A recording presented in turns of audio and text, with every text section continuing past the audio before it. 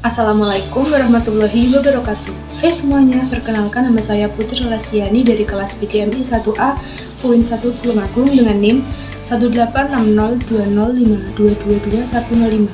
Kali ini saya akan membahas tentang pelajar tidak biasa.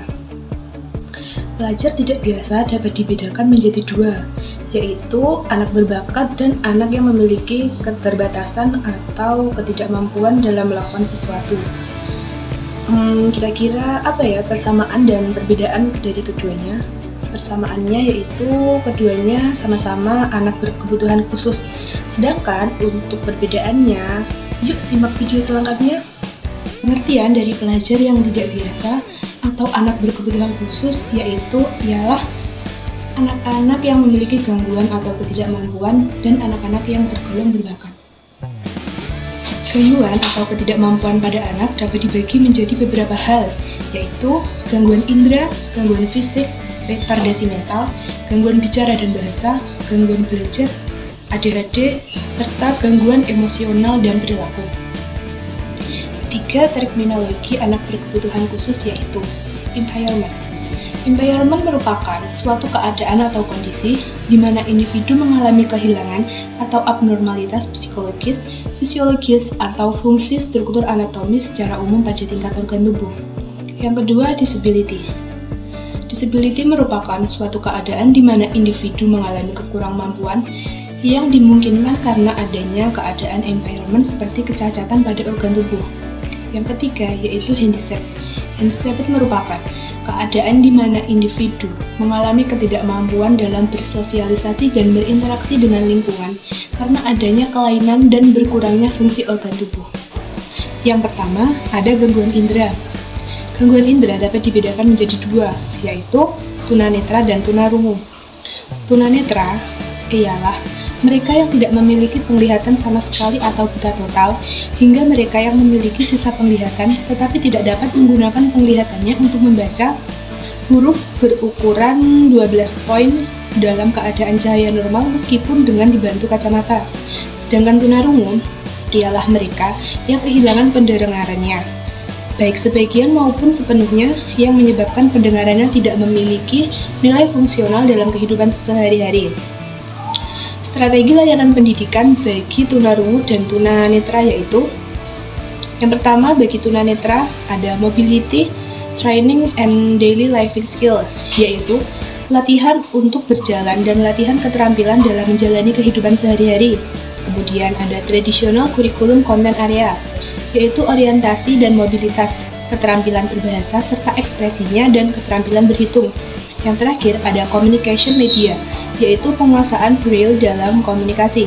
Sedangkan bagi penyandang tunarungu yaitu auditory training, speech reading, dan sing language and fingers. Yang kedua yaitu gangguan fisik. Gangguan fisik dapat dibedakan menjadi 3. Yang pertama, gangguan ortopedik, yaitu keterbatasan gerak atau kurang mampu mengontrol gerak karena ada masalah otot, tulang, atau sendi. Penyebabnya beragam, mulai dari problem prenatal hingga problem perinatal. Yang kedua ada cerebral palsy, yaitu gangguan yang berupa lemahnya koordinat otot, tubuh sangat lemah, dan goyang atau shaking atau bicaranya tidak jelas. Penyebabnya ialah kekurangan oksigen saat kelahiran.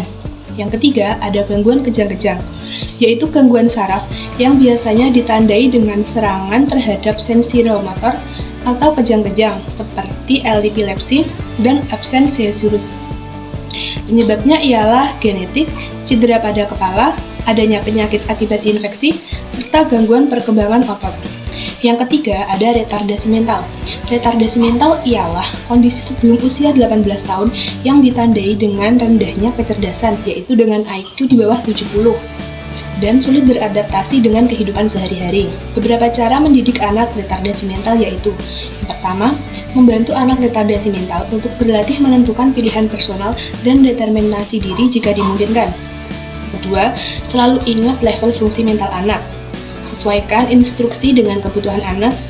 Berilah contoh konkret dari suatu konsep. Beri anak retardasi mental kesempatan untuk melatih apa yang mereka pelajari. Perhatikan rasa penghargaan diri si anak. Jangan berprasangka buruk terhadap kemampuan belajar anak.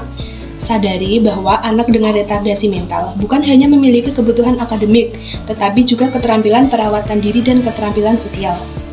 Cari dukungan sumber daya. Pertimbangkan untuk menggunakan strategi analisis perilaku.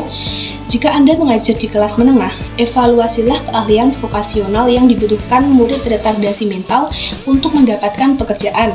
Dan yang terakhir, libatkan orang tua sebagai mitra mendidik anak. Yang keempat, ada gangguan bicara dan bahasa. Gangguan bicara dan bahasa dibedakan menjadi 4 macam, yaitu yang pertama, gangguan artikulasi, yaitu problem dalam pengucapan suara dengan benar. Yang kedua, gangguan suara, yaitu gangguan suara tampak dalam ucapan yang tidak jelas, keras, terlalu kencang, terlalu tinggi atau rendah, misal anak berbibir sumbing. Yang ketiga, ada gangguan kefasihan. Gangguan ini biasa disebut dengan gagap, kondisi di mana ketika ucapan terbata-bata, jeda panjang atau berulang-ulang. Yang terakhir, ada gangguan bahasa. Gangguan bahasa merupakan kerusakan signifikan dalam bahasa reseptif atau bahasa ekspresif anak. Yang kelima, ada gangguan belajar. Gangguan belajar dibedakan menjadi 5 macam, yaitu diskalkulia atau kesulitan berhitung, disleksia atau kesulitan membaca, disgrafia atau kesulitan menulis, disfasia atau kesulitan berbahasa, dan dispraksia atau kesulitan atau tidak terampil. Yang keenam, yaitu gangguan emosi dan perilaku. Gangguan emosi dan perilaku dapat dibedakan menjadi 3 macam. Yang pertama, yaitu gangguan perilaku. Beberapa perilaku yang sering dilakukan oleh anak dengan gangguan perilaku yaitu mengganggu di kelas, tidak sabaran atau terlalu cepat bereaksi, tidak menghargai atau menentang, sering menyalahkan orang lain, kecemasan terhadap prestasi di sekolah, dependen pada orang lain, pemahaman yang lemah, reaksi yang tidak sesuai, serta melamun atau tidak ada perhatian dan menarik diri. Yang kedua yaitu gangguan konsentrasi atau attention deficit disorder. Beberapa perilaku yang muncul pada anak yang memiliki gangguan konsentrasi yaitu sering gagal untuk memperhatikan secara detail, sering kesulitan untuk memperhatikan tugas-tugas atau aktivitas permainan, sering tidak mendengarkan ketika orang lain berbicara, sering tidak mengikuti instruksi untuk menyelesaikan pekerjaan sekolah, kesulitan untuk mengorganisir tugas-tugas dan aktivitasnya, tidak membawa peralatan sekolah seperti pensil, buku, dan lain-lain, serta mudah melupakan terhadap aktivitas sehari-hari. Yang ketiga, ada anak hiperaktif atau attention deficit with hyperactive disorder. Beberapa perilaku yang nampak di antaranya, perilaku tidak bisa diam, ketidakmampuan untuk memberi perhatian yang cukup lama, hiperaktivitas, aktivitas motorik yang tinggi, mudah buyarnya perhatian, canggung, toleransi yang rendah terhadap frustasi, serta berbuat tanpa dipikir akibatnya. Beberapa cara yang dapat dilakukan untuk mendidik anak ADHD yaitu pantau apakah obat stimulan bekerja secara aktif, ulangi dan sederhanakan instruksi untuk tugas di kelas dan pekerjaan rumah, lengkapi instruktif verbal dengan instruksi visual, modifikasi ujian jika perlu, libatkan guru pendidikan khusus, nyatakan ekspektasi secara jelas dan beri tanggapan kepada anak dengan segera. Gunakan strategi manajemen perilaku terutama dengan memberikan tanggapan positif jika terjadi kemajuan. Berikan petunjuk terstruktur, kaitkan pembelajaran dengan pengalaman kehidupan nyata, beri siswa kesempatan untuk berdiri dan berjalan-jalan, serta pecah tugas menjadi bagian-bagian yang lebih ringkas. Beberapa cara yang dapat diterapkan oleh guru kelas reguler dalam menangani ABK yaitu jalankan rencana pendidikan individual untuk setiap anak. Dorong sekolah Anda untuk memberikan tambahan dukungan dan training cara mengajar anak yang menderita gangguan. Gunakan dukungan yang tersedia dan cari dukungan lain. Pelajari dan pahami tipe-tipe anak dengan ketidakmampuan di kelas Anda. Berhati-hatilah dalam memberikan label anak yang memiliki ketidakmampuan. Ingat bahwa anak penderita ketidakmampuan mendapat banyak manfaat dari strategi pengajaran yang sama dengan yang diberikan pada anak tanpa ketidakmampuan, misalnya penuh perhatian, menerima, sabar, memiliki ekspektasi positif terhadap pembelajaran, membantu anak dalam mengembangkan keahlian komunikasi, dan lain-lain.